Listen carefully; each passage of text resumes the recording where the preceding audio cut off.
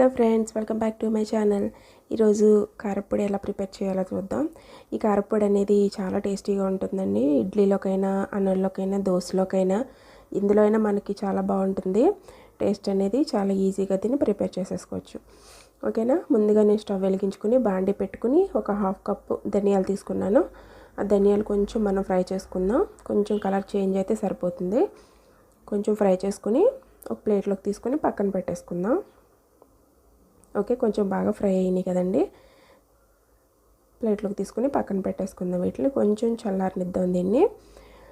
అలాగే మళ్ళీ బాండీ పెట్టుకుని ఒక స్పూన్ ఆయిల్ వేసుకున్నాను నేను. ఒక స్పూన్ సరిపోతుంది.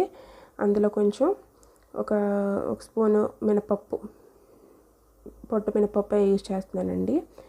అలాగే మీ టేస్ట్కి తగ్గట్టు ఎండుమిర్చి కూడా వేసుకోవచ్చు. నేనైతే ఒక 10 నుంచి 15 ఎండుమిర్చి వేసాను. కొంచెం కారంగా ఉంటేనే బాగుంటుంది కదా, ఇడ్లీలోకి కొంచెం బాగుంటుంది అనేసి. ఇలా కొంచెం ఫ్రై అయిన తర్వాత ఇందులో మనం కొంచెం వాష్ చేసుకున్న కరివేపాకు కూడా వేసుకుందాం.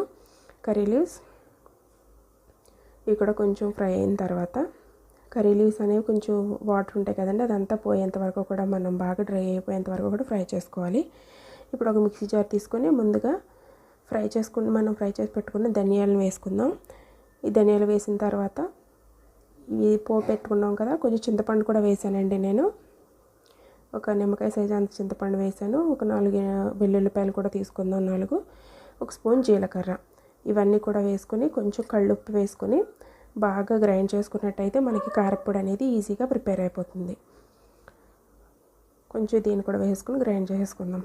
ఓకే ఫ్రెండ్స్, ఇలాగ మనకి ఈజీగా కారప్పొడి చాలా టేస్టీగా ఉంటుంది. ఇది ఒకసారి మీరు ట్రై చేయండి.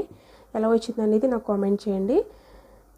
ఇది చాలా మంచిదండి పిల్లలకు కూడా. ధనియాలు కదా, పైచ్యం అది కూడా ఉండదు పిల్లలకి. ఓకే ఫ్రెండ్స్, ఇలా చేసేసుకొని మనం దీన్ని ఒక 2 months వరకు నిలవ పెట్టుకోవచ్చండి. మనం ఎక్కువ క్వాంటిటీలో కూడా చేసుకొని మనం చేసుకోవచ్చు దీన్ని. ఓకే, మనం ఇందులో పెట్టుకుని దీన్ని నిల్వ చేసేసుకోవచ్చు. ఇడ్లీలోకైనా, అన్నంలోకైనా, దోశలోకైనా, మనం ఆమ్లెట్ వేసుకుంటాం కదండి, ఆమ్లెట్లో కూడా వేసుకోవచ్చు. చాలా టేస్టీగా ఉంటుంది. ఓకేనా ఫ్రెండ్స్, ఇలాగ మనం కారప్పొడి అనేది ప్రిపేర్ చేసేసుకుందాం. ఓకే, ఈ వీడియో కనుక మీకు నచ్చినట్లయితే ఒక లైక్ చేసి మీ ఫ్రెండ్స్ అండ్ ఫ్యామిలీకి షేర్ చేసి నా ఛానల్ని సబ్స్క్రైబ్ చేసుకోండి.